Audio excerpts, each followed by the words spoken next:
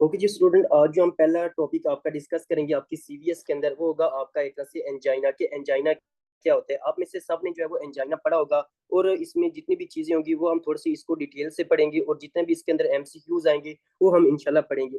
देखिए, एक चीज जो आपने लाजमी अपने माइंड के अंदर रखनी है कि एंजाइना होता क्या है। ठीक है, पहली चीज आपको पता होना चाहिए कि एंजाइना क्या होता है।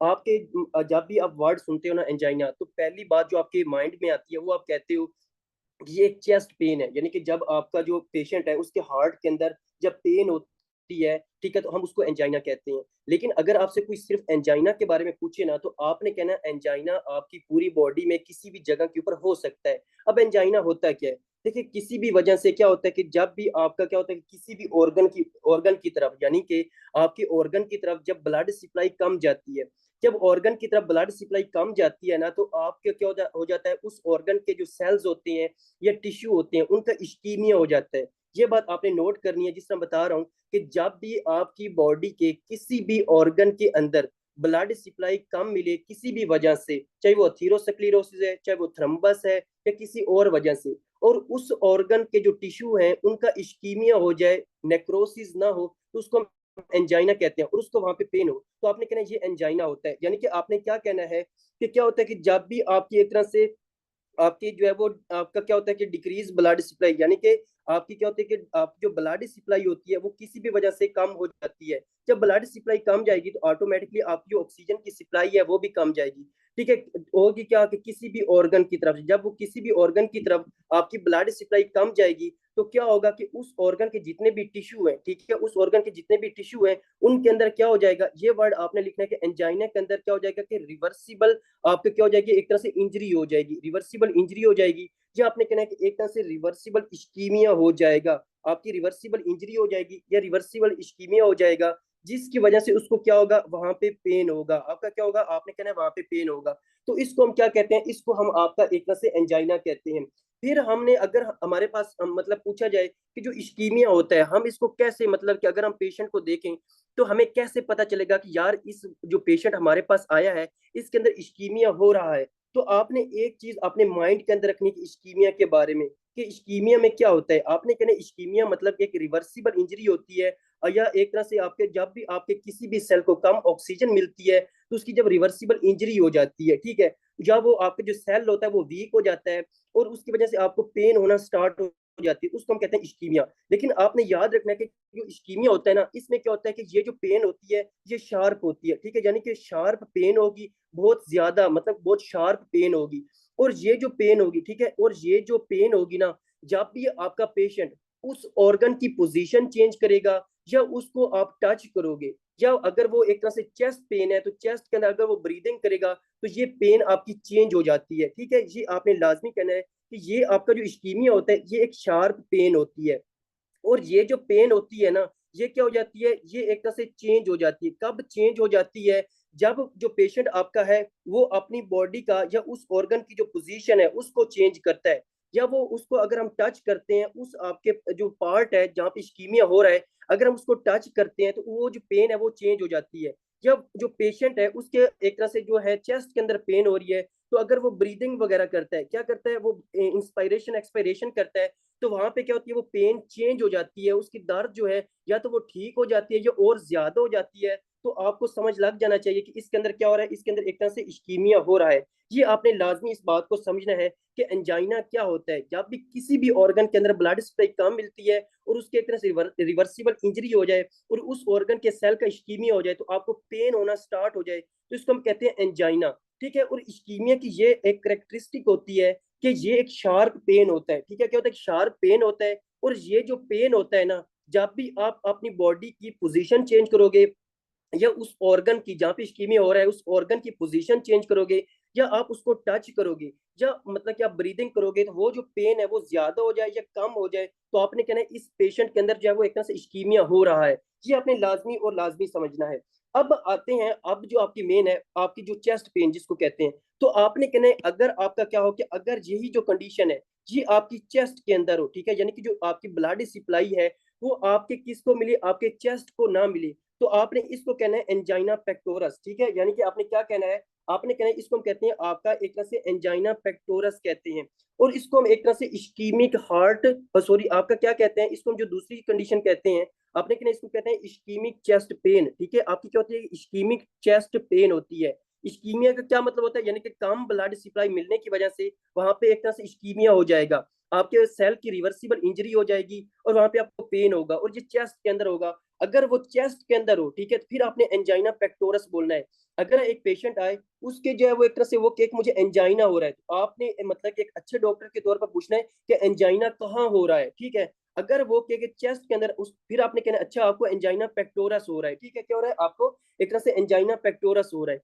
अब क्या होगा कि इसके अंदर जो एंजाइना पेक्टोरस होता है, ये वही कंडीशन होगी कि जब भी क्या होता है कि जब भी आपकी जो एक तरह से चेस्ट है, वहां पे जो आपकी क्या ब्लड वेसल जा रही है, क्या जा रही है आपके एक तरह से जो ब्लड वेसल जा रही है आपके चेस्ट के किसी भी हिस्से के अंदर, उनके अंदर क्या हो जाए, उनके अंदर कोई भी आपका फैट वगैरह ज्यादा हो जाए, क्या हो जाए आपके फैट्स वगैरह ज्यादा हो जाए, आपके कोलेस्ट्रोल वगैरह ज्यादा हो जाए। ठीक है, और आपका क्या हो जाए, आपका जो होमोसिस्टीन है, ठीक है, क्या आपका जो होमोसिस्टीन है, हमने पढ़ा था ना कि होमोसिस्टीन क्या है, ये आपकी एंडोथीलियम को डैमेज करता है, जो ब्लड वेसल की एंडोथीलियम है उसको डैमेज करता है और आपको अथीरोस्क्लेरोसिस करवाता है। जब कोई भी उसके अंदर जो वो ब्लड क्लॉट बन जाए, क्या बन जाए, ब्लड क्लॉट बन जाए, जब आपके एक तरह से थ्रोम्बस वगैरह बन जाए, क्या बन जाए, थ्रोम्बस वगैरह बन जाए, या इम्बोलस वगैरह बन जाए, क्या बन जाए, इम्बोलस वगैरह बन जाए, तो इस थ्रोम्बस या इम्बोलस की वजह से आपकी जो ब्लड वेसल्स है, इसके थ्रू जो आपका ब्लड है वो आपकी चेस्ट के किसी भी पार्ट को ना मिले, यानी कि चाहे हार्ट है या चेस्ट के आपकी जो है एक तरह से जो रिब्स वगैरह हैं, उनको क्या उनको जो चेस्ट के किसी भी पार्ट को एक तरह से ब्लड सप्लाई ना मिले, और आपको क्या हो जाए उसकी वजह से आपकी चेस्ट के उस आपके स्पेसिफिक पार्ट के अंदर, चाहे वो हार्ट है, चाहे वो रिब्स है, चाहे कोई और ऑर्गन जो आपके चेस्ट के अंदर पड़ा है, वहां पे इश्कीमिया हो जाए और वहां पे आपको पेन होना स्टार्ट हो जाए, तो आपने कहना है इसको हम कहते हैं एंजाइना पेक्टोरस। क्या कहते हैं इसको, हम कहते हैं एक तरह से इश्कीमिक चेस्ट पेन, जो एक तरह से एंजाइना पेक्टोरस कहती है।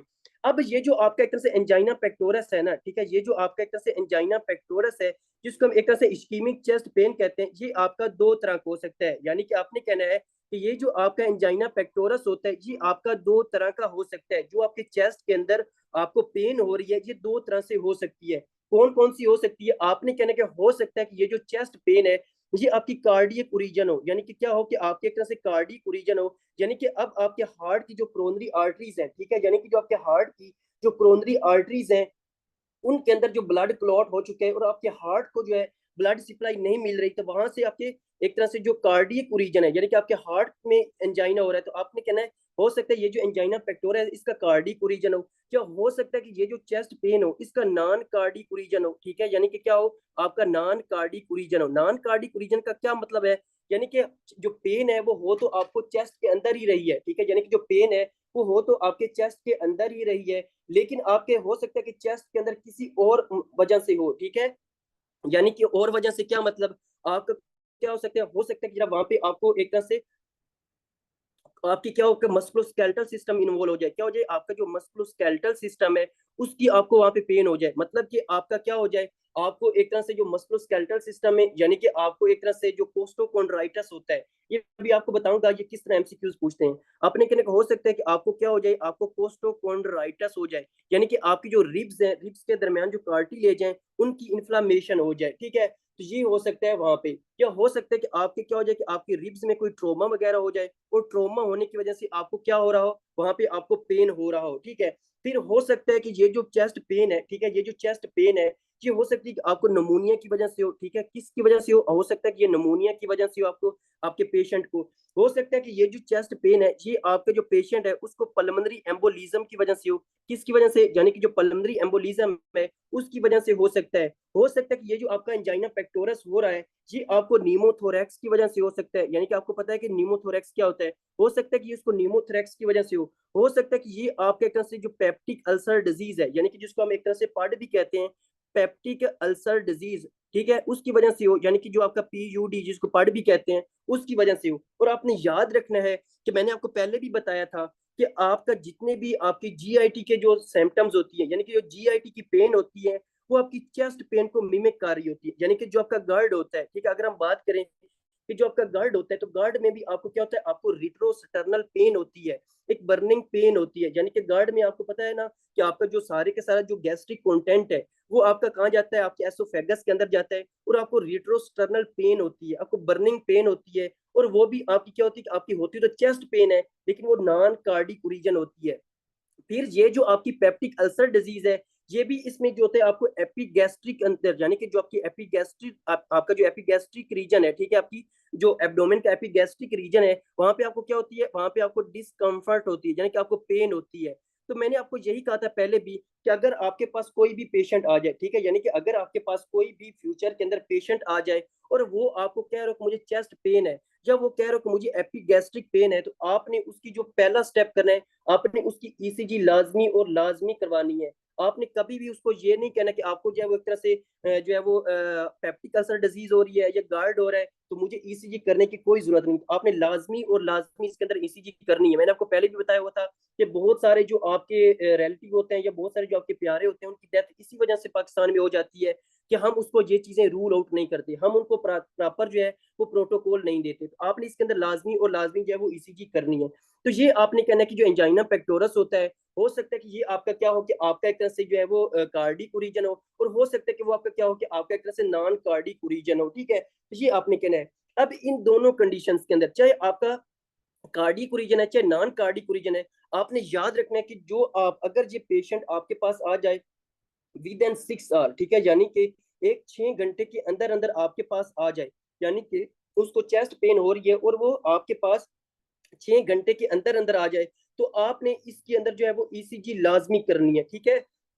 ईसीजी आपने इसके अंदर लाजमी करनी है ताकि आप रूल आउट करो इसको जो है वो कार्डिक चेस्ट पेन है या नॉन कार्डिक चेस्ट पेन है, ठीक है। तो ये आपने लाजमी और लाजमी करनी है इसके अंदर। ये इंपॉर्टेंट एमसीक्यूज भी आता है कि पहले 6 घंटे के अंदर अंदर आपका कौन सा ऐसा मेन टेस्ट होता है जो आप एंजाइना पेक्टोरस में करते हो, चाहे वो कार्डिक रीजन है चाहे वो नॉन कार्डिक रीजन है, तो आपने कहना आप ईसीजी करते हो, ये आपने लाजमी नोट करना है।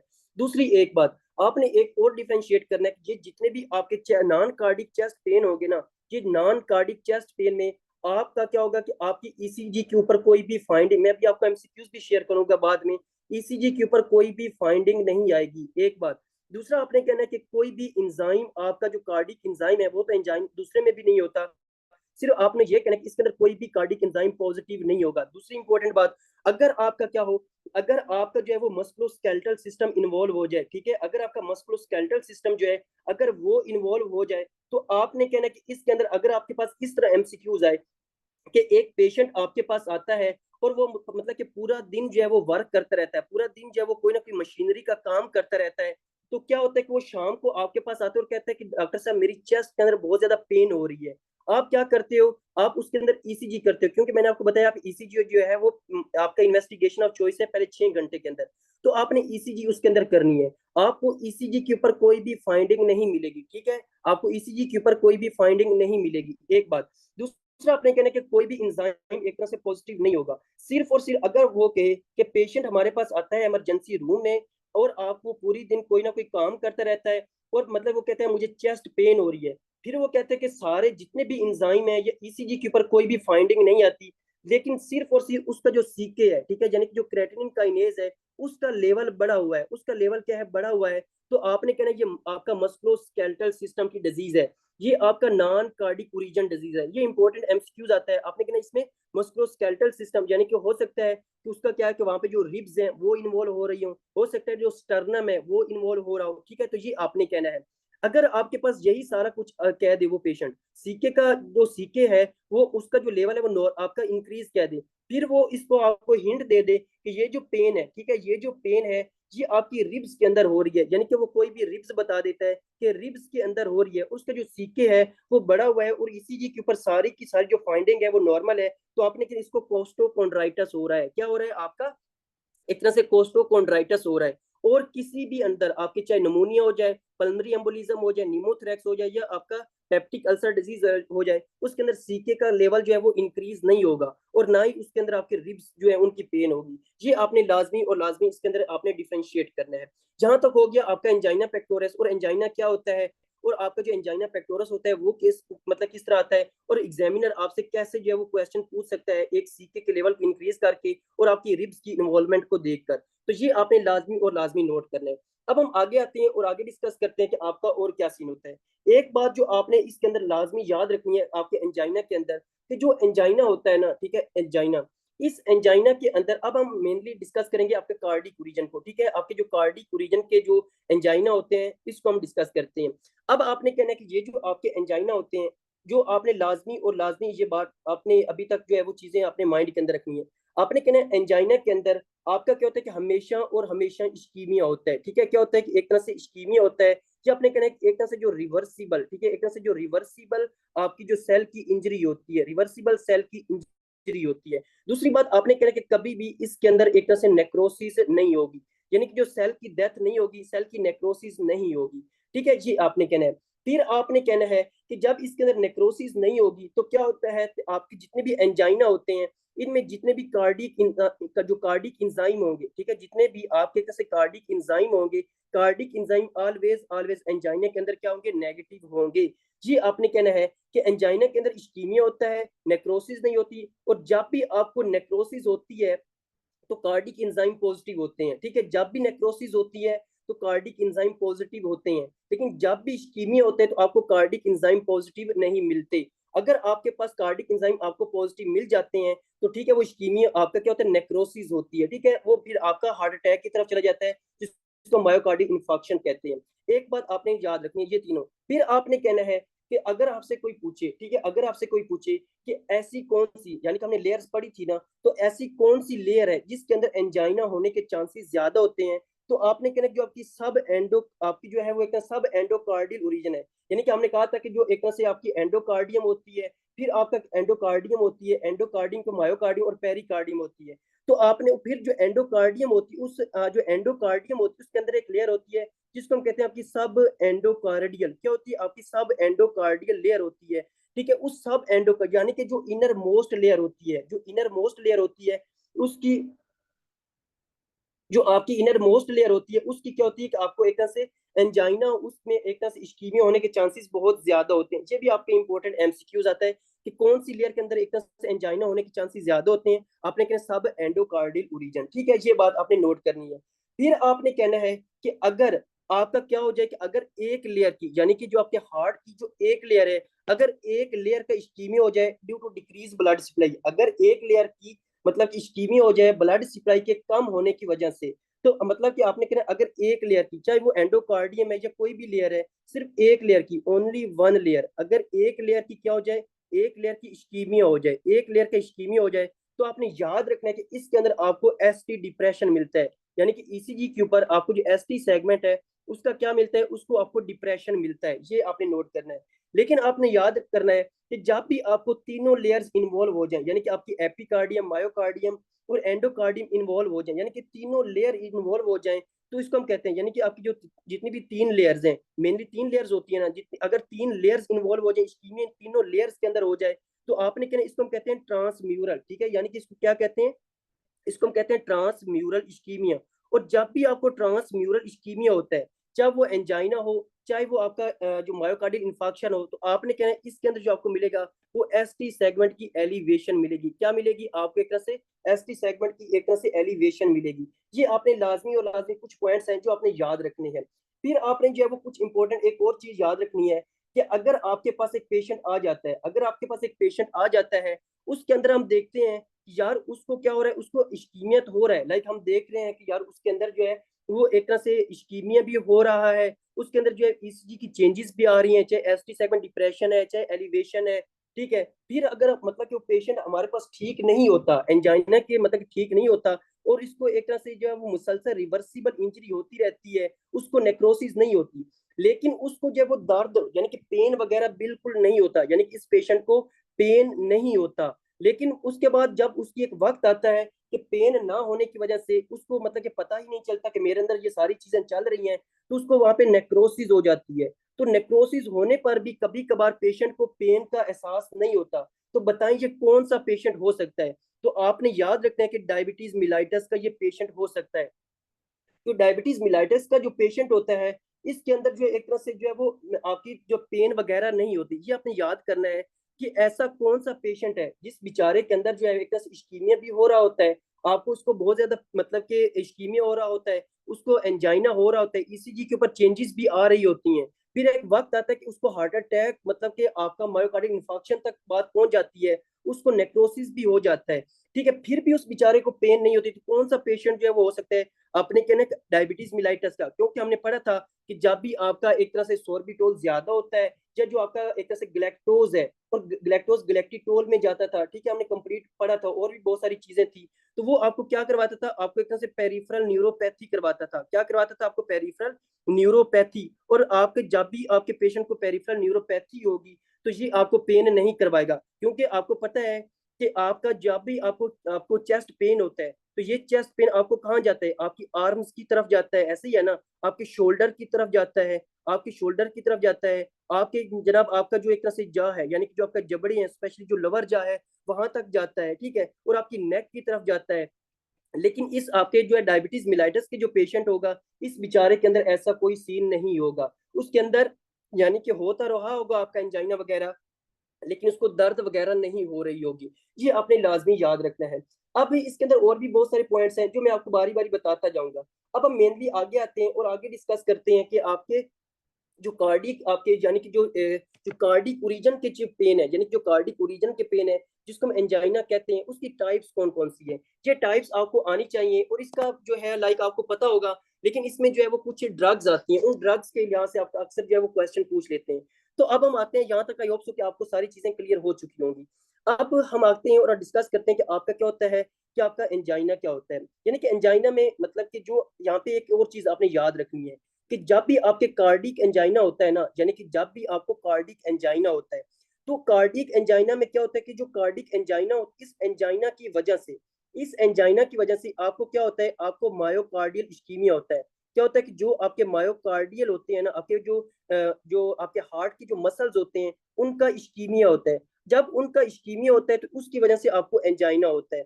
अगर आपसे कोई पूछे कि एंजाइना की वजह से जो पेन होती है वो प्राइमरी होती है या सेकेंडरी होती है, तो आपने हमेशा कहना है कि एंजाइना की वजह से जो आपको चेस्ट पेन होती है वो आपको सेकेंडरी होती है। क्यों?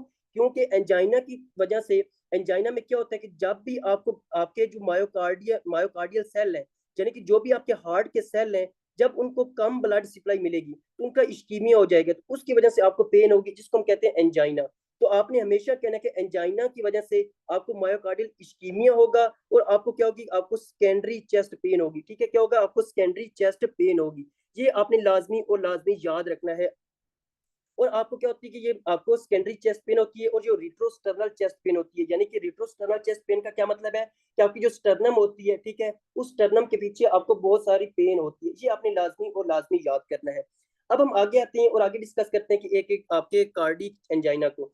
पहला जिसको हम डिस्कस करेंगे वो होता है आपका एक स्टेबल एंजाइना, कि आपका जो स्टेबल एंजाइना होता है इसका क्या सीन होता है। देखिए, आपकी जो ये वाला एमसीक्यूज आएगा ना, इसमें वो कहते हैं कि एक पेशेंट आपके पास आता है, ठीक है, एक पेशेंट आपके पास आता है, वो मतलब कि जब भी वो मतलब उसको एक तरह से चेस्ट पेन होती है, यानी कि यही कहेंगे कि चेस्ट पेन होती है। और ये जो चेस्ट पेन होती है जब वो कोई काम करता है, ठीक है, जब भी उसके ऊपर कोई प्रेशर आता है, या उस वक्त उसको बहुत ज्यादा पेन होती है। यानी कि वो क्या कह सकते हैं कि यानी कि ये जो आपका स्टेबल एंजाइना का पेशेंट होगा वो आपको क्या क्या बता सकते हैं।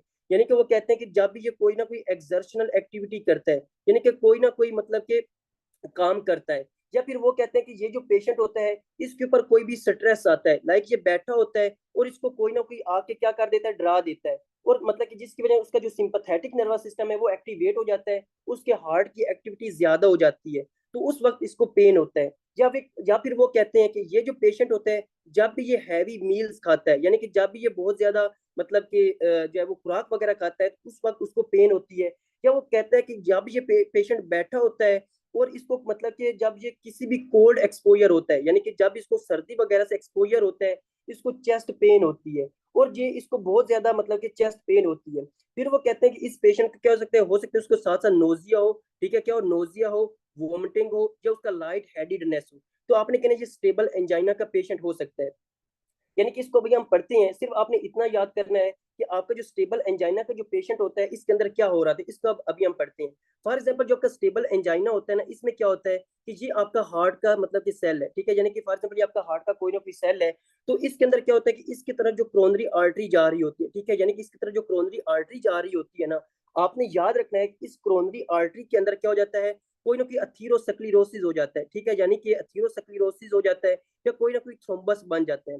अब एक चीज आपने लाजमी याद रखनी है कि ये जो आपका स्टेबल एंजाइना का पेशेंट होगा, इसके अंदर जो अथीरोस्क्लेरोसिस होगी या कोई ना कोई थ्रम्बस बन जाएगा या कोई ना कोई ब्लड क्लॉट बन जाएगा, तो वो आपका जो 70% से कम होगा, यानी कि लेस देन 70% होगा। ये आपने लाजमी याद रखना है कि इसके अंदर जो थ्रोम्बस बनेगा वो 70% से कम जाएगा, और 30% जो होगा इस क्रोनरी आर्टरी से आपका ब्लड सप्लाई आपके हार्ट के सेल को मिलती रहेगी।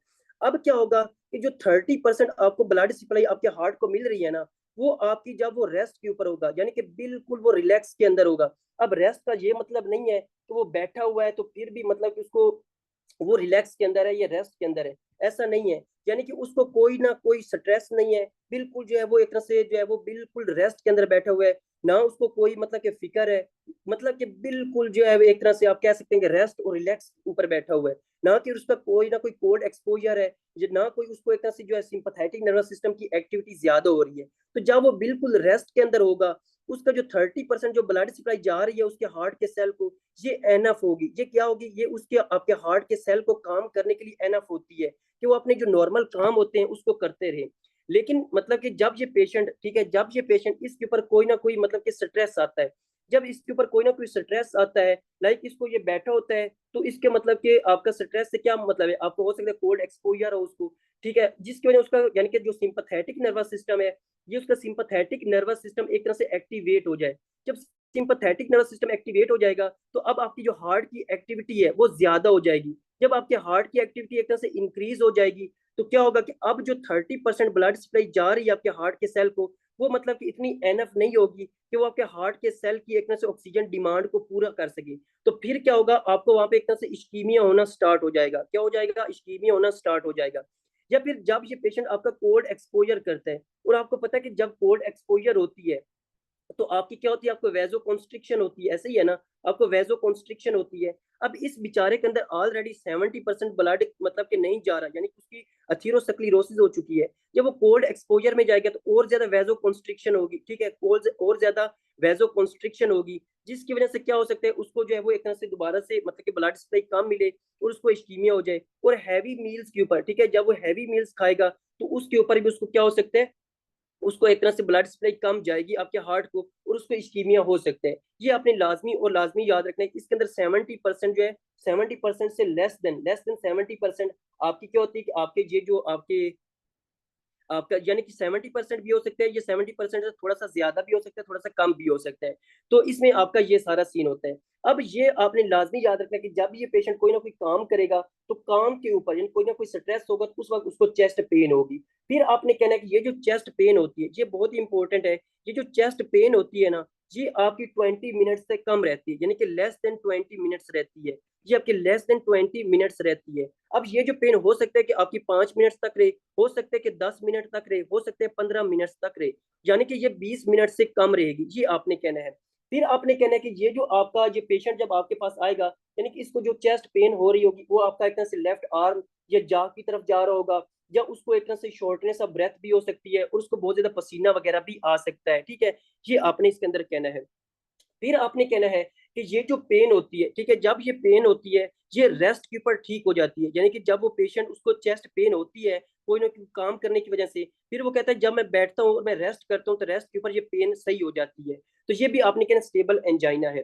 फिर आपने कहना है कि सबसे इंपॉर्टेंट जो चीज है कि जब हम इस पेशेंट के ईसीजी करवाते हैं, जब हम इस पेशेंट की ईसीजी करवाते हैं तो ईसीजी के ऊपर हमें क्या चीजें मिलती हैं, तो आपने याद रखना है कि जो ईसीजी होती है इसके अंदर हमें जो है एक तरह से जो एसटी सेगमेंट की डिप्रेशन, ठीक है, यानी कि जो आपका एसटी सेगमेंट होता है उस एसटी सेगमेंट की डिप्रेशन, या फिर आपने कहना है कि जो आपका टी वेव होती है, ठीक है, यानी कि जो आपकी टी वेव होती है उस टी वेव की इन्वर्जन जो है वो मिल भी सकती है या नहीं भी मिल सकती। ये बहुत इंपॉर्टेंट पॉइंट है कि आपने इसके अंदर ईसीजी करनी है। ईसीजी के ऊपर क्या होता है कि आपकी जो एसटी सेगमेंट डिप्रेशन हो सकती है और टी वेव की इन्वर्जन हो सकती है, लेकिन अक्सर जो होता है आपका क्या होता है कि ये जो आपकी एसटी सेगमेंट डिप्रेशन या टी वेव इन्वर्जन ये अब्सेंट भी हो सकती है। ये बहुत ही इंपॉर्टेंट पॉइंट है कि अगर आपके पास एक पेशेंट आ जाए, वो आपको इस तरह कंप्लेन कर रहा हो कि मुझे जो है वो चेस्ट पेन होती है, और ये जो चेस्ट पेन है जब भी मैं कोई काम करता हूँ तो काम करने के ऊपर जब कोई ना कोई, जब मैं बाहर सर्दी पे जाता हूँ तो मुझे चेस्ट पेन ज्यादा हो जाती है, और जब मैं बिल्कुल रिलैक्स के ऊपर होता हूँ तो मुझे चेस्ट पेन नहीं होती। एक बात। दूसरा, वो कहता है कि ये जो चेस्ट पेन है मुझे 5 मिनट या 10 मिनट तक रहती है। फिर आप जब उसकी ईसीजी करवाते हो तो ईसीजी के ऊपर अगर आपको ST segment depression T wave inversion मिल गई तो ठीक, अगर वो आपको ना भी मिले तो फिर भी आपने कहना कि ये स्टेबल एंजाइना का पेशेंट है। ये अपने लाजमी और लाजमी नोट करना है कि स्टेबल एंजाइना के अंदर ये जरूरी नहीं है कि आपका एसटी सेगमेंट डिप्रेशन हो या टी वेव इन्वर्जन हो, ये अब्सेंट भी हो सकती है। फिर ये आपने कहना है कि ये जो पेन होती है, ठीक है, यानी कि फिर आपने कहना है कि हमने इसका एक तरह से ट्रीटमेंट कैसे करना है। तो आपने कहना है कि इसका जो ट्रीटमेंट होता है वो अपने लाजमी नोट करना है कि इसको हम क्या देते हैं। इसको हम एक तरह से नाइट्रोग्लाइसरीन देते हैं, ठीक है, आपको क्या देते हैं, उसको हम एक तरह से नाइट्रोग्लाइसरीन देते हैं, यानी कि जो कि नाइट्रेट्स होते हैं, हमने पढ़ा था ना कि आपके जो नाइट्रेट्स होते हैं जी हम देंगे। अब जो नाइट्रेट्स होते हैं ये वीनो डायलेशन होते हैं, आपकी वेन्स को डायलेट करेंगे और आपके हार्ट को जो है एक तरह से ब्लड सप्लाई प्रोवाइड करेंगे। फिर आपने कहना है कि इस पेशेंट के अंदर जो हम देंगे वो हम एस्पिरिन भी दे सकते हैं। क्या दे सकते हैं, हम एक तरह से एस्पिरिन भी दे सकते हैं, क्योंकि इसके अंदर अथीरोस्क्लेरोसिस है तो हम इसके अंदर एस्पिरिन भी दे सकते हैं। फिर हमने कहना है कि इस पेशेंट की जो हार्ट रेट को कम करने के लिए, क्योंकि अब हम चाहते हैं कि आपकी जो हार्ट रेट है ये कम हो जाए, क्योंकि इसको एक तरह से जो ब्लड सप्लाई है वो हम ज्यादा करें लेकिन हार्ट का जो काम है उसको हम कम कर दें। तो हमने क्या करना है, हमने इसके अंदर जो है वो बीटा ब्लॉकर देने हैं। कौन से आपने, हमने कहना है कि आपको जो बीटा ब्लॉकर्स होते हैं वो हमने देने हैं, स्पेशली जो मेटोप्रोलोल होती है, ठीक है, यानी कि जो आपकी मेटोप्रोलोल के नाम से ड्रग है वो हमने जो, यानी कि जो कार्डियो सेलेक्टिव बीटा ब्लॉकर्स हैं वो हमने देनी है। ये आपने लाजमी याद रखना है। अब हमारे पास एक और चीज, यानी कि यहाँ तक आपने नोट करना है, फिर मैं आपको बताता हूँ कि नाइट्रोग्लाइसिन दे सकते हैं, एस्पिरिन दे सकते हैं, या फिर आपका क्या होता है बीटा ब्लॉकर भी दे सकते हैं, ठीक है, ये सारी चीजें आपने इसके अंदर देनी है।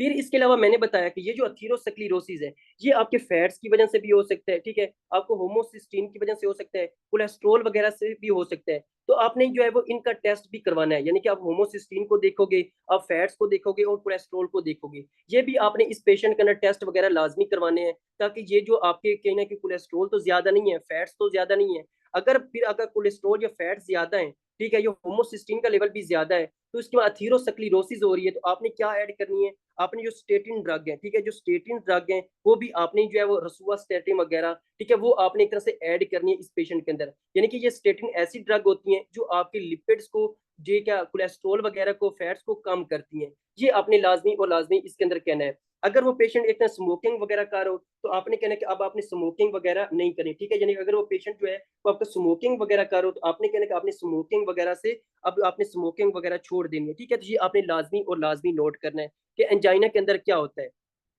और ये जहाँ तक था आपके एंजाइना के, आपका जो स्टेबल एंजाइना होता है इसके बारे में, ये इसके बारे में आपका यहीं तक था और आप इसको लाजमी और लाजमी नोट कर लेना है।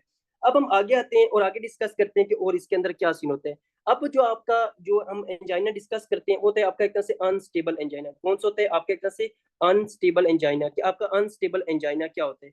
आपने कहना कि जो आपका एक तरह से अनस्टेबल एंजाइना होता है इसके अंदर क्या होता है कि आपका एक तरह से जो आपकी होती है लाइक क्रोनरी आर्टरीज, उन क्रोनरी आर्टरीज के अंदर अथीरोस्क्लेरोसिस तो होती है, लेकिन जो आपकी अथीरोस्क्लेरोसिस होती है वो आपकी तकरीबन जो होती है वो आपकी मतलब कि 70% से ज्यादा हो जाती है। पहली आपकी 70% या 70% से थोड़ा सा ज्यादा था, लेकिन अब क्या होगा, हो सकता है वो आपका 90% हो जाए। यानी कि अनस्टेबल एंजाइना एक ऐसा एंजाइना होता है जिसमें आपकी जो क्रोनरी आर्टरीज होती है उनके अंदर जो अथीरोस्क्लेरोसिस होती है वो आपका 70% से ज्यादा होता है, यानी कि आपकी तकरीबन 90% क्या हो जाता है, आपकी क्रोनरी आर्टरी की जो एक तरह से अक्लूजन हो जाती है, वहां पे एक तरह से थ्रोम्बस बन जाता है। फॉर एग्जाम्पल ये क्या है कि ये आपके एक तरह से कार्डिक सेल है और इसकी तरफ जो आपका क्रोनरी आर्टरीज जा रही हैं उनके अंदर जो ब्लड क्लॉट बन चुके हैं, ठीक है, वो तकरीबन आपका 90% से ज्यादा स्पेस को कवर कर चुका है, और बाकी का जो 10% होगा वो क्या होगा कि वो आपके हार्ट सेल को जो प्रॉपर ब्लड सप्लाई नहीं प्रोवाइड कर सकेगा, ठीक है जी, आपने कहना है। फिर आपने कहना है कि जो ये जो पेशेंट होगा आपका अनस्टेबल पेशेंट का, जी आपने कहना है इसके अंदर जो पेन होगी ना, चाहे वो काम करता है, ठीक है, यानी कि कोई ना कोई उसके ऊपर स्ट्रेस होता है उस वक्त भी उसको पेन होगी, और जब ये जो पेशेंट होगा जब ये रेस्ट के ऊपर होगा तो रेस्ट के ऊपर भी इसको पेन होगी, ठीक है, यानी कि जो चेस्ट पेन होगी इस अनस्टेबल पेशेंट वाले को ये स्ट्रेस के ऊपर होगा तब भी इसको पेन होगी, जब या कोई ना कोई मतलब कि चाहे ये आपका स्ट्रेस वगैरह लेते हैं उस वक्त भी पेन होगी, जब ये रेस्ट करते हैं तो रेस्ट के ऊपर भी इसको जो है वो पेन होती है। ठीक है, ये आपने इसके अंदर याद करना है। फिर आपने इसके अंदर जो और चीजें याद करनी है कि यानी कि इसके अंदर क्या होता है कि नेक्रोसिस नहीं होती, यानी कि नेक्रोसिस नहीं होती, ये आपने याद करना है। फिर आपने कहना है कि ये ऐसा एंजाइना होता है, यानी कि ये ऐसा एंजाइना होता है जो मतलब कि आपके मेनली आपके थ्रोम्बस की वजह से भी बन सकता है। यानी क्या होता है कि आपके थ्रोम्बस थ्रोम्बस यानी कि आपने सॉरी इम्बोलस, यानी कि जिसको हम कहते हैं थ्रोम्बो एम्बोलिज्म।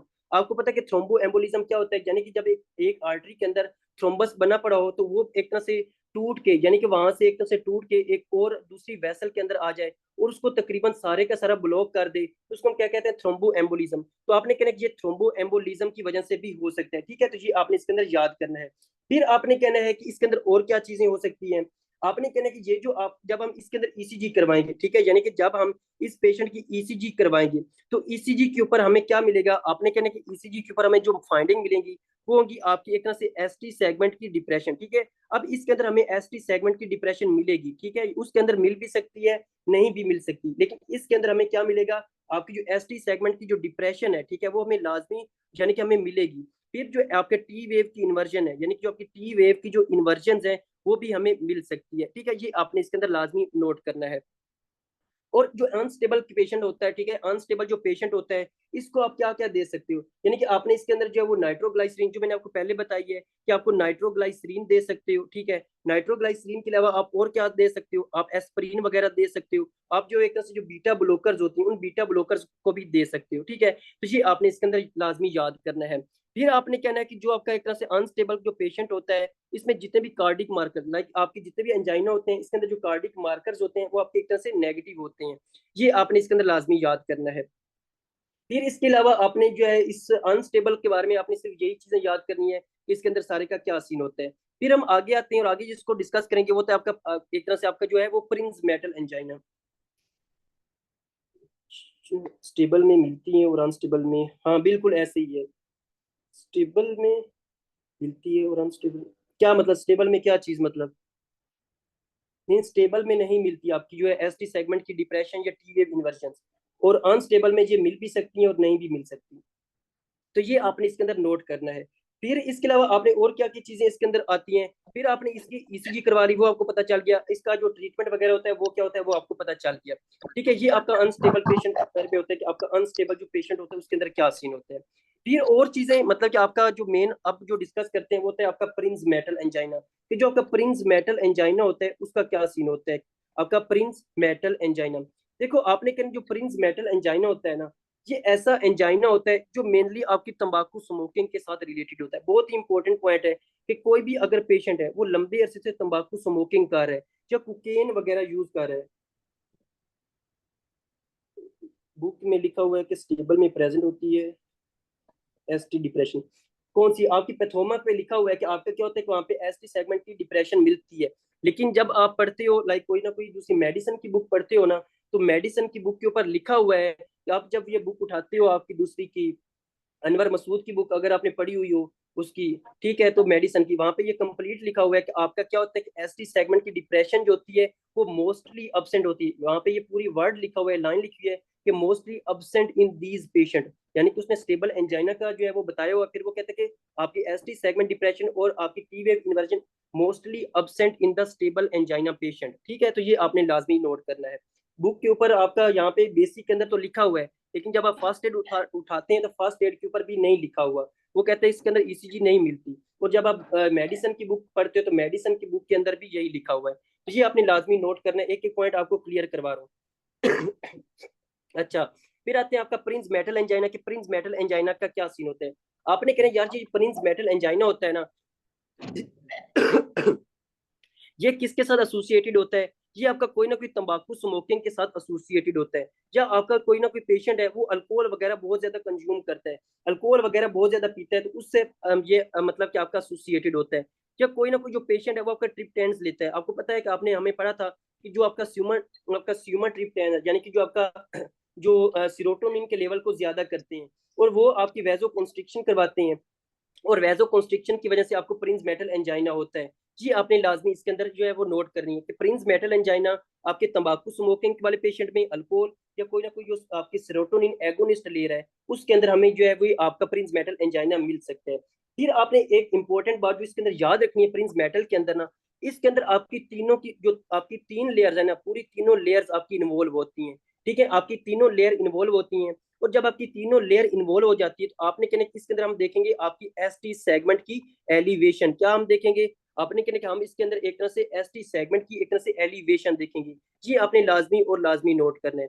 फिर आपने कहना कि इसके अंदर अभी भी जो कार्डिक इंजाइम होंगे वो आपके नेगेटिव होंगे, यानी कि जो आपके कार्डिक इंजाइम होते हैं वो आपके क्या होते हैं, वो आपके एक तरह से नेगेटिव होते हैं। जी आपने नोट करना है, क्योंकि मायोकार्डियल इंफार्क्शन में भी क्या होता है कि आपके एस टी सेगमेंट की एलिवेशन होती है, लेकिन आपके वहां पे कार्डिक एंजाइम पॉजिटिव होते हैं। लेकिन आपने कहना कि आपकी प्रिंस मेटल एंजाइना आपकी तीनों लेयर्स तो इन्वॉल्व होती हैं, लेकिन एस टी सेगमेंट की एलिवेशन होती है, यानी कि इसके अंदर ट्रांस म्यूरल इस्कीमिया होता है। ये आपने लाजमी याद करना है कि आपका क्या होता है कि आपका ट्रांस म्यूरल इस्कीमिया होता है, यानी कि तीनों लेयर का क्या हो जाता है, एक तरह से इस्कीमिया हो जाता है।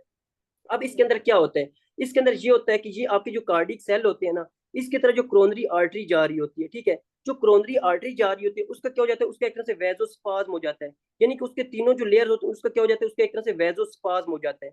जब उसका वेजोस्पाज्म हो जाता है, वो बिल्कुल कॉन्स्ट्रिक्टेड हो जाती है, तो आपके हार्ट के मसल को सही तरह एक तरह से ब्लड सप्लाई नहीं मिलती, जिसकी वजह से आप क्या हो जाते हैं, आपको इश्कीमिया हो जाता है।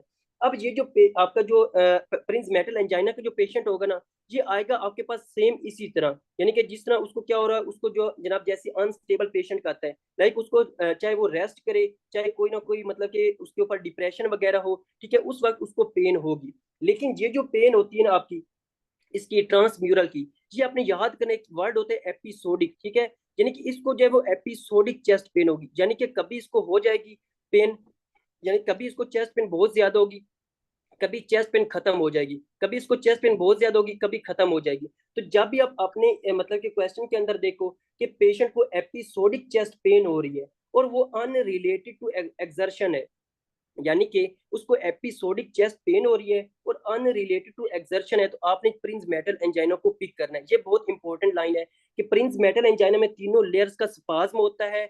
अल्कोहलिक तंबाकू पेशेंट आपका ट्रिप्टेंस का यूज करने वाला, ठीक है, इसके अंदर होगा, इसके अंदर तीनों लेयर्स इन्वॉल्व होंगी, एस टी सेगमेंट की एलिवेशन आपको मिलेगी। और ये जो पेन है ये एपिसोडिक होगी, कभी मतलब कि ज्यादा हो जाएगी, कभी कभी खत्म हो जाएगी। जी आपने कहना है, और ये चाहे वो पेशेंट रेस्ट के ऊपर हो, चाहे वो काम कर रहा हो, तो उस वक्त उसको क्या होगा, पेन होगा। ठीक है, यानी कि किसी भी वक्त उसको पेन हो सकता है। फिर आपने कहना है कि इसके अंदर क्या होती है कि एक तरह से इसके अंदर भी रिवर्सिबल इंजरी होती है, एस टी सेगमेंट की क्या होती है कि एलिवेशन होती है। लेकिन आपने इसके अंदर एक चीज जो लाजमी और लाजमी याद करनी है कि इसके अंदर जो ड्रग ऑफ चॉइस होती है, यानी कि जो आपका प्रिंस मेटल एंजाइना का जो पेशेंट होता है, इसके अंदर जो ड्रग ऑफ चॉइस होती है वो आपने कहना है कि आपका कैल्शियम चैनल ब्लॉकर्स होते हैं। कौन से? आपके कैल्शियम चैनल ब्लॉकर्स होते हैं।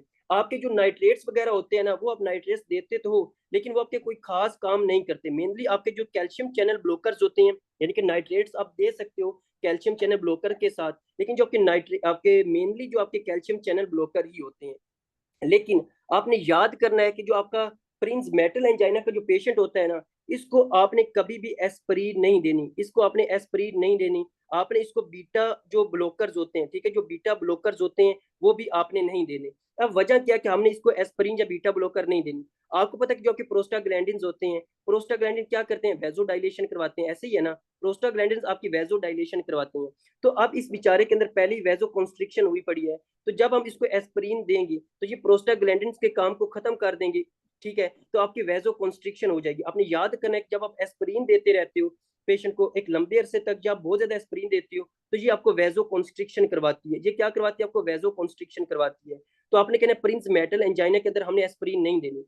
दूसरा, बीटा ब्लॉकर जो होते हैं, ये जो बीटा ब्लॉकर होते हैं ना, आपको पता है कि आपके जो बीटा ब्लॉकर्स होते हैं वो आपके बीटा टू रिसेप्टर भी होते हैं, जो मैंने आपको पढ़ाया था, बीटा वन भी होते हैं। अब जो बीटा टू रिसेप्टर होते हैं जो आपकी वेसल्स के ऊपर होते हैं, क्या होते हैं, आपकी वेसल्स के ऊपर होते हैं।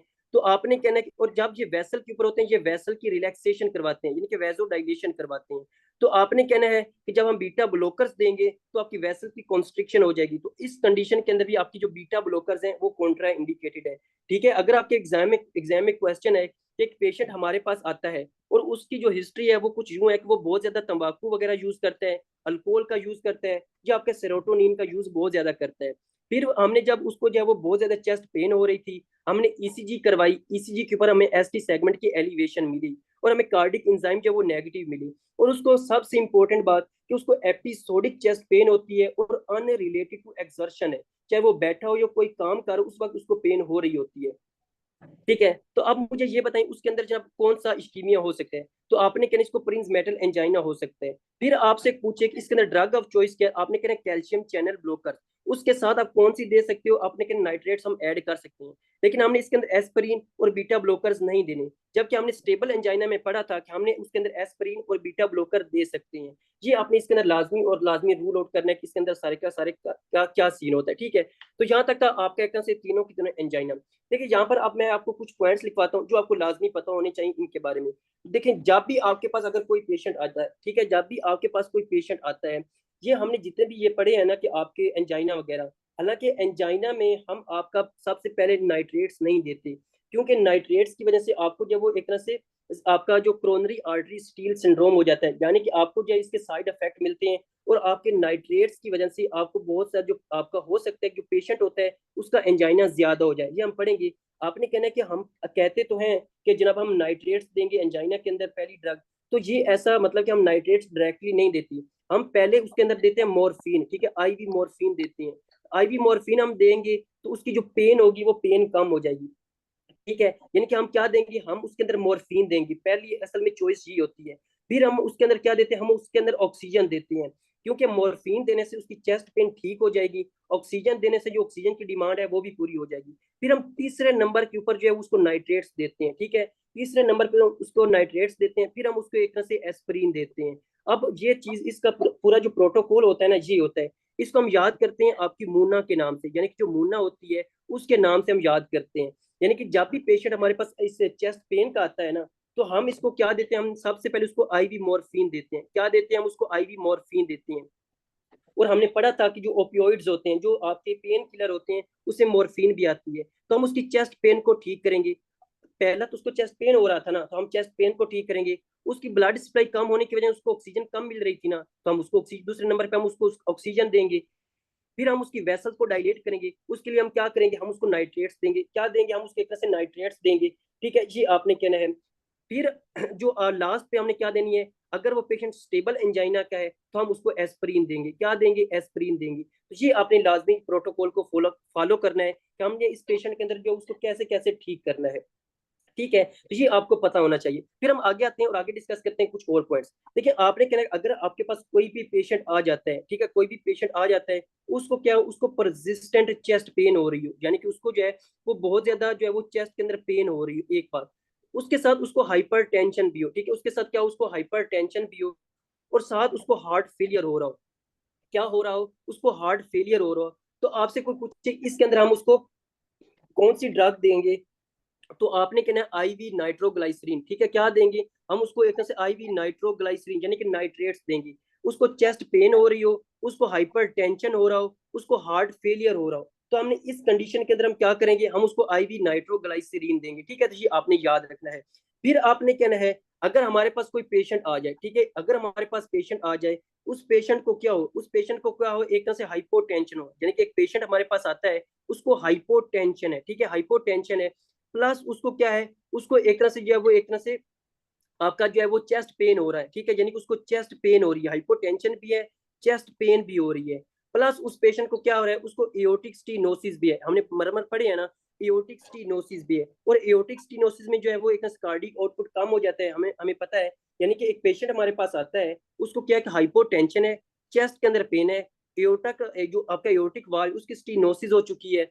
ठीक है, उसके साथ साथ क्या हो रहा है, सबसे इंपॉर्टेंट बात कि उसके जो राइट हार्ट का एक तरह से जो राइट हार्ट फेलियर हो रहा है, ये राइट हार्ट का जो है एक तरह से इस्कीमिया हो रहा है, यानी कि राइट हार्ट इस्कीमिया हो रहा है। तो आपने याद करना है कि इसके अंदर हमने उसको नाइट्रोग्लाइसरीन नहीं देनी। ठीक है, हमने क्या करना है, हमने उसके अंदर नाइट्रोग्लाइसरीन नहीं देनी। यानी कि पेशेंट आ जाए, आपको हाइपोटेंशन हो, क्योंकि आपको पता है कि नाइट्रोग्लाइसरीन आपको हाइपोटेंशन करवाती है। अगर उसको चेस्ट पेन हो, उसको एओर्टिक जो एओर्टिक वाल्व है, ये जो आपका एओर्टिक स्टीनोसिस हो रहा हो, और राइट हार्ट का इस्कीमिया हो, तो आपने क्या, हमने उसके अंदर नाइट्रोग्लाइसरीन नहीं देनी, ये कॉन्ट्रा इंडिकेटेड है।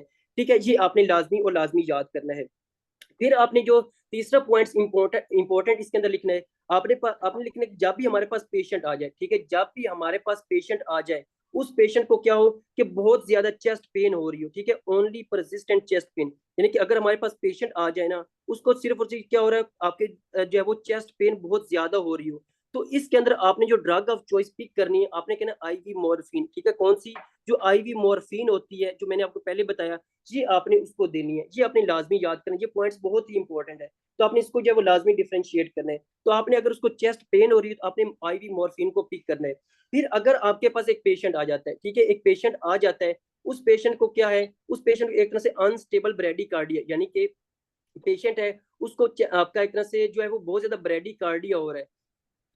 इस पेशेंट को क्या है, एक पेशेंट आपके पास आता है, उसको क्या है, उसको बहुत ज्यादा चेस्ट पेन है, ठीक है, यानी कि चेस्ट पेन को छोड़ो, हाँ उसकी चेस्ट पेन भी हो सकती है, चेस्ट पेन हो सकता है, साथ उसको बहुत ज्यादा ब्रेडिकार्डिया हो रहा है, ठीक है, यानी कि उसको ब्रेडिकार्डिया हो रहा है, तो फिर आपसे कोई पूछते हैं कि आपका कौन सी ड्रग ऑफ चॉइस होगी, तो आपने कहना है आईवी मॉर्फिन, सॉरी आपकी जो एट्रोपिन होती है, आपने एट्रोपिन उसके अंदर देनी है। ये बहुत इंपॉर्टेंट पॉइंट्स हैं जो आपको पता होना चाहिए कि एक पेशेंट आपके पास आ रहा है, उसको ब्रेडिकार्डिया और चेस्ट पेन हो रही है, तो आपने क्या नाम उसको एट्रोपिन दे सकते हैं। फिर आपने कहना है कि जो और कौन सी काज होती है, जब भी आपका जो ब्रेडिकार्डिया होता है ना, ब्रेडिकार्डिया का जो पेशेंट होता है उसको आपने बीटा ब्लॉकर नहीं देने, ठीक है, यानी कि जो आपका एक तरह से हार्ट फेलियर का अगर पेशेंट आ जाए, हार्ट फेलियर का प्लस ब्रेडिकार्डिया का, उसको आपने एट्रोपिन देनी है, यानी कि अगर हार्ट फेलियर का और ब्रेडिकार्डिया का, यानी कि जिसके अंदर हार्ट रेट कम हो, तो आपने उसको एट्रोपिन देनी है। इसके अंदर आपने जो बीटा ब्लॉकर्स होते हैं, वो बीटा ब्लॉकर्स कॉन्ट्रा इंडिकेटेड होते हैं। ये आपने लाजमी पॉइंट्स याद करने कि इसके अंदर क्या सीन होता है। नॉर्मली हम कहते हैं कि एंजाइना के अंदर हम डायरेक्टली जो है वो नाइट्रेट्स देंगे, लेकिन आपने कहना यार ये जो नाइट्रेट्स होते हैं ना, जी हम कहते तो हैं बेसिक के अंदर कि हम नाइट्रेट्स देंगे, लेकिन हम जो प्रोटोकॉल फॉलो करते हैं वो मोना का होता है। पहले हम मॉर्फिन देते हैं उसको, फिर ऑक्सीजन देते हैं, फिर नाइट्रेट्स, फिर हम एस्पिरिन देते हैं। फिर आपको पता होना चाहिए एस्पिरिन और बीटा ब्लॉकर कौन से आपका एंजाइना है जिसके अंदर कॉन्ट्रा इंडिकेटेड है, और फिर ये तीन चार जो इंपॉर्टेंट पॉइंट्स हैं ये आपको लाजमी और लाजमी आने चाहिए। अब यहाँ तक था आपका एक तरह से ये वाले आपके एंजाइना, कि एंजाइना के अंदर सारे का सारा क्या सीन होता है। अब मुझे जल्दी से बता दें कि आपको एंजाइना की समझ आ चुकी है, इसमें किसी का कोई मसला तो नहीं है ना, कि एंजाइना के अंदर क्या सीन होता है।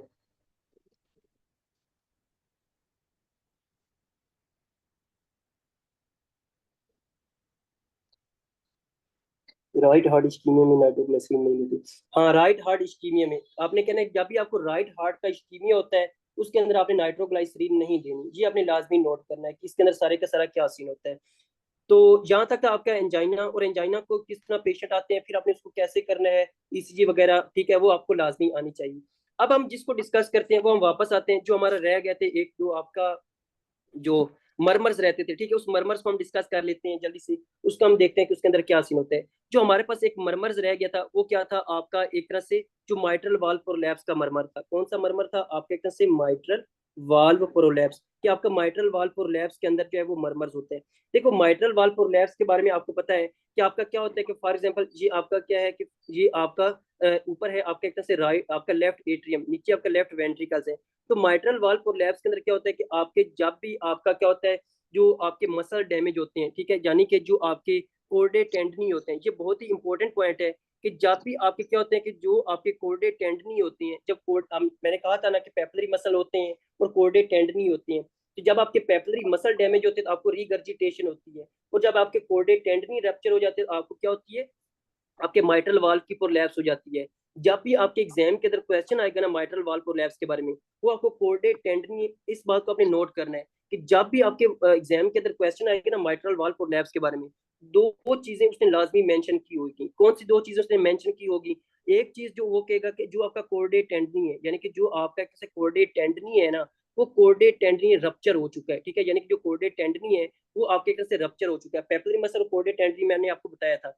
दूसरी एक इंपॉर्टेंट चीज जो बताएगा, वो कहता है इसके अंदर मैक्सोइड डीजनरेशन हो चुकी है, ठीक है, यानी कि इसके अंदर मैक्सोइड डीजनरेशन हो चुकी है। ये बहुत ही इंपॉर्टेंट दो पॉइंट है। मैक्सोइड डीजनरेशन का क्या मतलब होता है कि मैक्सोमीटस डीजनरेशन, जी आपकी जो कनेक्टिव टिश्यू की डिजीज होती है, इसके अंदर जो आपके कनेक्टिव टिश्यू होते हैं वो एक तरह से डैमेज हो जाते हैं, ठीक है, और आपको पता है जो आपके वाल्व होते हैं वो आपके कनेक्टिव टिश्यू से मिलकर बने होते हैं। तो मैक्सोइड डीजनरेशन में या मैक्सोमेटस डीजनरेशन में आपकी कनेक्टिव टिश्यू डैमेज हो जाते हैं, जिसकी वजह से आपकी जो है वो माइट्रल वाल्व प्रोलैप्स हो जाता है। कोर्डे टेंडनी की बात की हो यानी कि वो रप्चर हो चुकी हो, और मैक्सोमेटस डीजनरेशन यानी कि मैक्सोइड डीजनरेशन की बात की हो, तो आपने सीधा अपने माइट्रल वाल्व प्रोलैप्स को पिक करना है। ये बहुत ही इंपॉर्टेंट एमसीक्यूज आता है। अब जब भी आपको जो है वो कोर्डेड टेंडनी रप्चर हो जाते हैं, तो आपका जो माइट्रल वाल्व है वो आपके जो है एक तरह से राइट एट्रियम के अंदर आ जाता है। किसके अंदर? आपका जो राइट एट्रियम होता है इसके अंदर आ जाता है। अब इसके अंदर जो मेनली चीज आपने याद करनी है कि इसके अंदर हम कौन सा मरमर देखते हैं। तो आपने कहना जो आपका माइट्रल वाल्व प्रोलैप्स होता है इसके अंदर हम जो आपका मरमर देखते हैं, आपने याद करना है। अभी मैं आपको समझाता हूँ कि लेट क्रीसेंडो, ठीक है, आपका क्या होता है कि late crescendo murmur with mid systolic click, बहुत ही इंपॉर्टेंट पॉइंट है कि आपका late crescendo murmur with mid systolic click आपकी क्या होती है? आपकी एक तरह से मिड सिस्टोलिक क्लिक होती है, मिड सिस्टोलिक क्लिक, ठीक है। आपकी बुक के ऊपर भी लिखा हुआ है कि माइट्रल वाल्व प्रोलैप्स के अंदर आपको क्या होता है? आपको late crescendo murmur with mid systolic click मिलती है। और ये जो मरमर होता है, ठीक है, यानी कि ये जो मरमर होता है ये आपका आपकी क्या होता है कि एपेक्स ऑफ द हार्ट पे बहुत ज्यादा होता है just before the S two, ठीक है।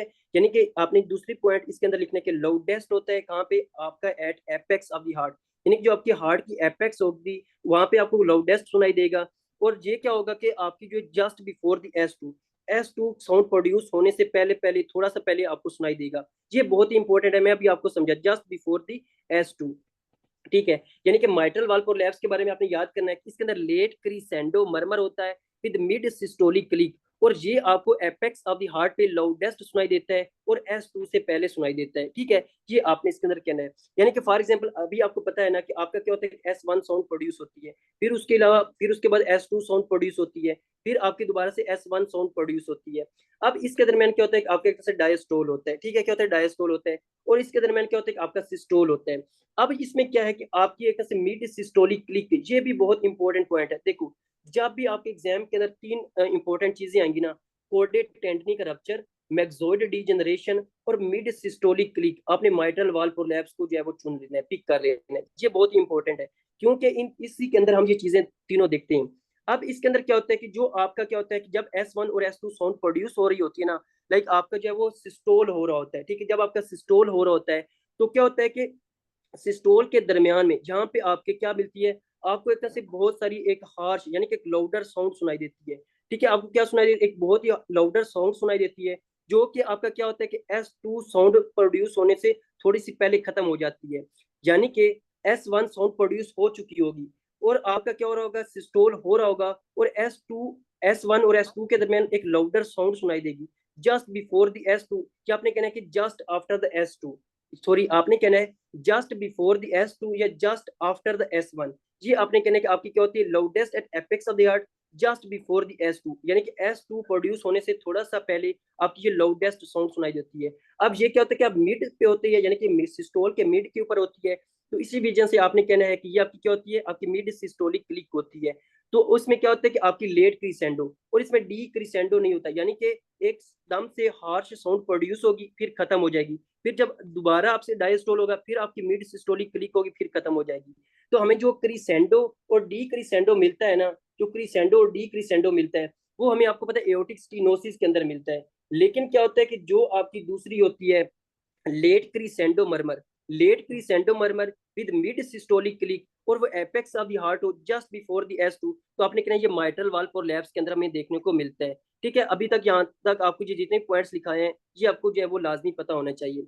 फिर हम आगे आते हैं और आगे डिस्कस करते हैं कि इसके अंदर क्या सीन होते हैं, यानी कि इसके अंदर और कौन कौन सी काजेज हो सकती हैं। तो आपने कहना जब भी आपका माइट्रल वाल्व डैमेज होता है तो आपका रियूमेटिक फीवर की वजह से हो सकता है, यानी कि हो सकता है इसको रियूमेटिक फीवर हो और उसकी वजह से आपका क्या हो सकता है? आपका ये डैमेज हो सकता है, या इन्फेक्टिव एंडोकार्डाइटिस, यानी कि आपका इन्फेक्टिव एंडोकार्डाइटिस के अंदर जो है ये आपको मिल सकता है। और इसके अंदर आप इन्फेक्टिव एंडोकार्डाइटिस के एमसीक्यू जब भी अगर आप जो है किसी भी सिनेरियो के अंदर देखो ना कि एक पेशेंट आपके पास आता है, उसको फीवर है, साथ उसने बताया कोई ना कोई मरमर है, यानी कि इन्फेक्टिव एंडोकार्डाइटिस के अंदर ना इसका जो आपने एमसीक्यूज पिक करना है, यानी कि अगर आपके पास एक पेशेंट हो जहाँ पे उसने मेंशन किया हो कि एक पेशेंट आपके पास आता है उसको फीवर भी है, साथ हम उसके अंदर कोई ना कोई मरमर देख रहे हैं, तो ये आपने इन्फेक्टिव एंडोकार्डाइटिस का सोचना है, ठीक है। ये बहुत इंपॉर्टेंट पॉइंट है। आपका इन्फेक्टिव एंडोकार्डाइटिस हो गया क्योंकि जो एंडोकार्डियम जब डैमेज हो जाएगी तो हमने कहा था जो आपके वाल्व होते हैं वो आपकी कनेक्टिव टिश्यू प्लस एंडोकार्डियम से मिलकर बने होते हैं। तो जब आपको इन्फेक्टिव एंडोकार्डाइटिस हो जाएगा तो इसके अंदर भी हम क्या देखेंगे? ये हमें एक तरह से माइट्रल वाल्व प्रोलैप्स देखने को मिल सकता है।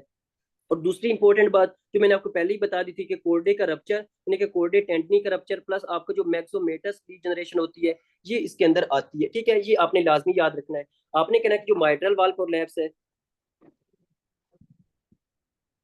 आपने कहना है कि ये जो माइट्रल वाल प्रोलैप्स है, इसके अंदर आपने क्या याद करना है, आपने कहना है ये जो पेशेंट जब हमारे पास आएगा तो इसके अंदर क्या होगी कि लेट क्रीसेंडो मरमर होगा और मिड सिस्टोलिक क्लीक होगी, यानी कि S1 और S2 के दरमियान ये साउंड प्रोड्यूस होगी। ये जो साउंड होगी ये एपेक्स पे लाउडेस्ट होगी और S2 से पहले हमें सुनाई देगी। ठीक है, और फिर आपने कहना है कि इसकी जो है वो इन्फेक्टिव एंडोकार्डाइटिस, रियूमेटिक फीवर, कोर्डे टेंटनी का रप्चर और मैक्सोइड डीजनरेशन, ये जब भी आपके एग्जाम के अंदर आ जाए तो आपने कहना ये आपका माइट्रल वाल प्रोलैप्स का केस है। ठीक है, तो ये आपने इसके अंदर लाजमी और लाजमी चीजें को देख लेना है। तो बाकी आपका रह गया एओर्टिक रिगर्जिटेशन। एओर्टिक रिगर्जिटेशन को हम इंशाल्लाह कल देखेंगे। बाकी जो आपका रह गया था ना माइट्रल, आपका माइट्रल स्टीनोसिस, उस माइट्रल स्टीनोसिस के अंदर आपने एक और चीजें ऐड करनी है जो मतलब कल रह गई थी। आपने कहना जो माइट्रल स्टीनोसिस का जो पेशेंट होता है ना, इसके अंदर क्या होता है कि आपका क्या होता है स्ट्रेट बॉर्डर, यानी कि एक्स रे के ऊपर जो फाइंडिंग आती है, यानी कि जब हम उसका एक्स रे करते हैं तो एक्स रे के अंदर क्या मिलता है हमें, स्ट्रेट लेफ्ट बॉर्डर मिलता है। ये बहुत ही इंपॉर्टेंट पॉइंट है कि एक्स रे के ऊपर हमें स्ट्रेट लेफ्ट बॉर्डर मिलेगा। ठीक है, यानी कि उसके अंदर जो भी मरमर हमने देखे हैं वो तो हमें पता चल गया है, लेकिन वो कहते हैं कि हमें जो है वो एक्स रे के ऊपर स्ट्रेट लेफ्ट बॉर्डर मिला है। ठीक है, क्योंकि मैंने आपको कहा था कि जो लेफ्ट बॉर्डर होता है वो आपके लेफ्ट एट्रिया से मिलकर बना होता है, सॉरी आपके लेफ्ट वेंट्रिकल से। लेकिन क्या होता है, फॉर एग्जाम्पल मैं यहाँ पे बनाता हूँ, ये आपका क्या था, आपका लेफ्ट एट्रिया था, ये आपका क्या होता है आपका लेफ्ट वेंट्रिकल्स होता है यहाँ पे, यानी कि इस तरह आपने समझना है। यानी कि जो आपका left border of the heart होता है ना, वो आपका लेफ्ट एट्रिया से मिलके बना होता है।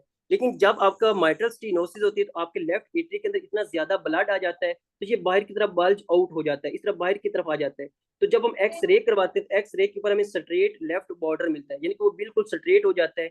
तो आपने कहना ये माइट्रल स्टीनोसिस, ये माइट्रल स्टीनोसिस की बहुत इंपॉर्टेंट फाइंडिंग है कि स्ट्रेट लेफ्ट बॉर्डर जो है हमें कौन से जो है वो मिलता है, आपने कहना है माइट्रल स्टीनोसिस के अंदर। ठीक है, और दूसरा इसके अलावा जो मैंने आपको पहले एमसीक्यू शेयर किए हुए थे कि आपका जो माइट्रल स्टीनोसिस के अंदर क्या होता है कि आपका एट्रियल फिब्रिलेशन होती है। ठीक है, आपको क्या होती है, आपकी एक तरह से एट्रियल फिब्रिलेशन होती है। और आपको पता है कि जब फॉर एग्जाम्पल जब आपके लेफ्ट एट्रिया के अंदर ब्लड बहुत ज्यादा आ जाता है ना, तो ये बेचारा पूरी तरह कॉन्ट्रैक्ट नहीं कर सकता।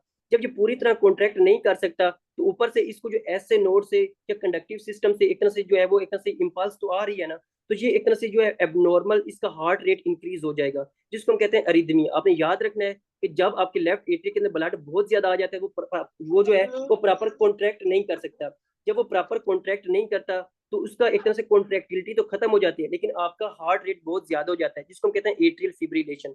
दूसरा आपने कहना है कि जो माइट्रल स्टीनोसिस होती है, मैंने आपको बताया था कि माइट्रल स्टीनोसिस और एट्रियल फिब्रिलेशन के अंदर आपकी जो है वो जो ए वेव होती है। ठीक है, यानी कि जो आपने पढ़ा था ना कि आपकी जो जेवीपी के ऊपर जो ए वेव होती है वो अब्सेंट होती है, तो माइट्रल स्टीनोसिस के अंदर भी आपकी जो ए वेव होती है वो क्या होती है, वो अब्सेंट होती है। ठीक है, ये आपने याद रखना है।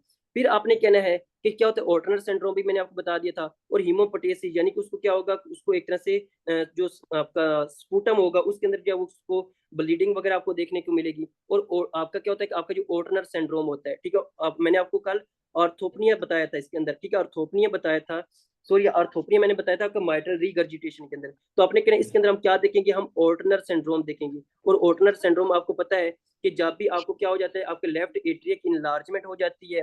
दूसरी जनाब जब भी आपको क्या होता है कि आपको जो है वो डिस्फोनिया होता है, यानी कि डिस्फोनिया का क्या मतलब होता है कि आपको जो है वो हॉर्सनेस ऑफ वॉइस होती है। और आपको क्या होता है, आपको डिस्फेजिया होता है, क्या होता है, आपको डिस्फेजिया होता है। तो आपने कहा ये ऑर्टनर सिंड्रोम है, जो मैंने आपको वहां पे भी एक तरह से एमसीक्यूज बताया था। ठीक है, तो ये सारी चीजें आपको आती हैं। तो यहाँ तक मुझे जल्दी से बता दें कि आज मतलब कि आपको क्लियर है, कोई मसला तो नहीं है यहाँ तक।